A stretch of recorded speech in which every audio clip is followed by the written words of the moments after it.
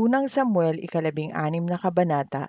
Sa kabanatang ito, mababasa natin na piniling maging hari si David. Unang Samuel, ika-16 na kabanata. Piniling maging hari si David. Nang panahong iyon, sinabi ng Panginoon kay Samuel, "Hanggang kailan ka magdadalamhati para kay Saul? Inayawan ko na siya bilang hari ng Israel. Ngayon, punuin mo ng langis ang iyong sisidlan na sungay at pumunta ka kay Jesse sa Bethlehem. Pinili ko ang isa sa mga anak niya na maging bagong hari." Pero sinabi ni Samuel, "Paano ako makakapunta roon?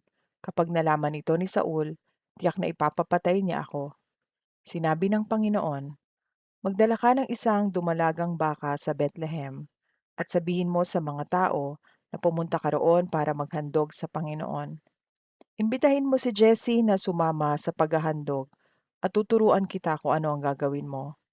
Ituturo ko sa iyo ang anak niyang pinili ko para maging hari at papahiran mo ng langis ang kanyang ulo."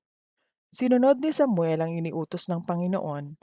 Pagdating niya sa Bethlehem, sinalubong siya ng mga tagapamahala ng bayan na nanginginig sa takot. Nagtanong sila, "Kapayapaan ba ang pakay mo sa pagpunta rito?" Sumagot si Samuel, "Oo, matiwasay akong pumunta rito para maghandog sa Panginoon. Maglinis kayo ng sarili ninyo sa pagharap sa Kanya at sumama kayo sa akin sa paghahandog." Pagkatapos, ginawa ni Samuel ang seremonya para linisin si Jesse at ang mga anak niya at inanyayahan din sila sa paghahandog. Pagdating nila, nakita ni Samuel si Eliab at naisip niya, siguradong siya na ang pinili ng Panginoon na maging hari. Pero sinabi ng Panginoon kay Samuel, "Huwag mong tingnan ang tangkad at ang kakisigan niya dahil hindi siya ang pinili ko. Hindi ako tumitingin na gaya ng pagtingin ng tao. Ang tao'y tumitingin sa panlabas na kaanyuan, ngunit ang tinitignan ko'y ang puso." Tinawag ni Jesse si Abinadab at pinapunta kay Samuel. Pero sinabi ni Samuel, hindi siya ang pinili ng Panginoon.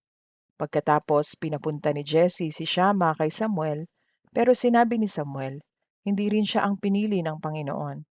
Pinapunta ni Jesse kay Samuel ang 7 niyang mga anak na lalaki, pero sinabi ni Samuel sa kanya, wala ni isa man sa kanila ang pinili ng Panginoon. Tinanong ni Samuel si Jesse, "Sila na bang lahat ang anak mo?" Sumagot si Jesse, "May isa pa, ang bunso, pero nagpapastol siya ng mga tupa." Sinabi ni Samuel, "Ipasunod mo siya. Hindi tayo magpapatuloy sa ating gagawin hanggat hindi siya dumarating." Kaya ipinatawag ni Jesse si David at pinapunta sa kanila. Magandang lalaki siya, mamula-mula ang mukha at maganda ang mga mata. Pagkatapos sinabi ng Panginoon, "Pahiran mo siya ng langis dahil siya ang pinili ko."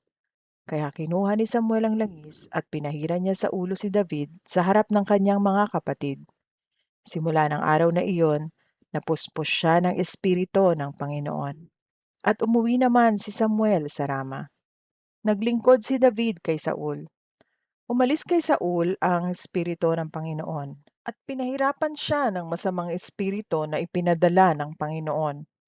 Sinabi ng mga utusan ni Saul sa kanya, "Malinaw po na pinahihirapan kayo ng masamang espiritu na ipinadala ng Diyos. Kaya kung papayag po kayo, hahanap kami ng marunong tumugtog ng alpa. At tuwing pahihirapan kayo ng masamang espiritu na ipinadala, tutugtugan po niya kayo ng alpa at bubuti na ang pakiramdam ninyo." Sinabi ni Saul sa kanyang mga utusan, "Sige, humanap kayo ng taong marunong tumugtog ng alpa at dalhin niyo siya sa akin."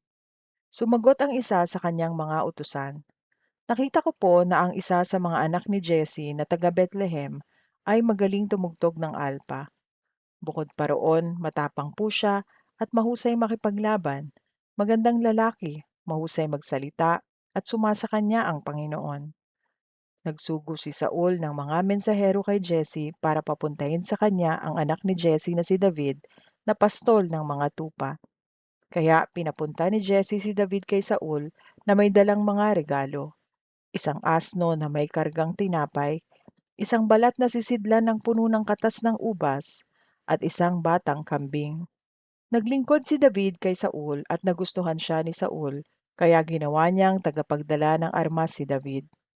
Pagkatapos nagpadala ng mensahe si Saul kay Jesse na nagsasabi, "Hayaan mong manatili rito si David para maglingkod sa akin dahil natutuwa ako sa kanya." Sa tuwing dumarating kay Saul ang masamang espiritu na ipinapadala ng Diyos, tinutugtog ni David ang kanyang alpa. Pagkatapos umaalis kay Saul ang masamang espiritu at bumubuti ang kanyang pakiramdam.